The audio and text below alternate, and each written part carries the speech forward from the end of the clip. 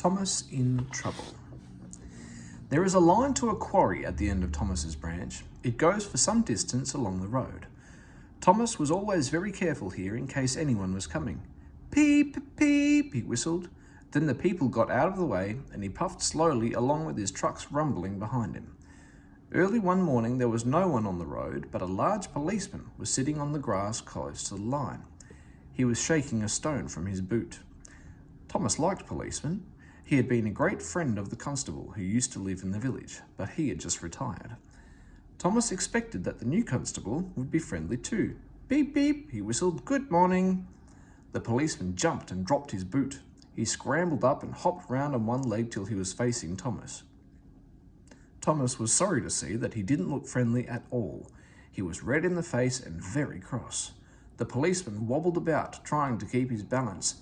Disgraceful, he spluttered. I didn't sleep a wink last night, it was so quiet, and now engines come whistling suddenly behind me. My first day in the country too. He picked up his boot and hopped over to Thomas.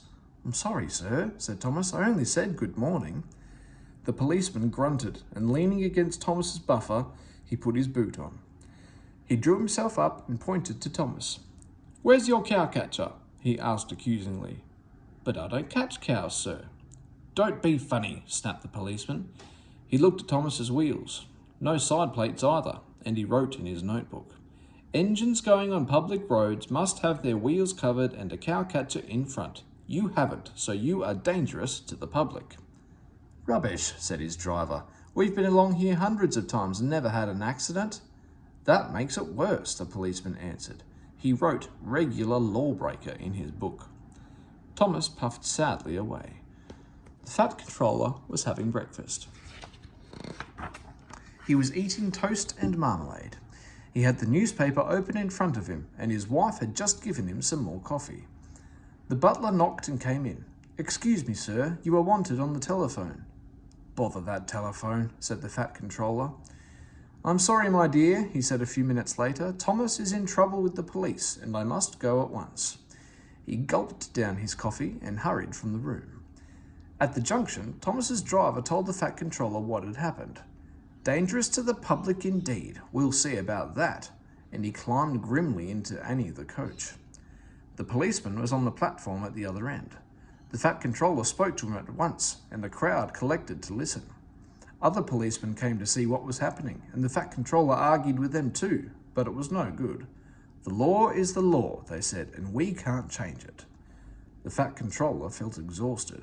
He mopped his face. I'm sorry, driver, he said. It's no use arguing with policemen.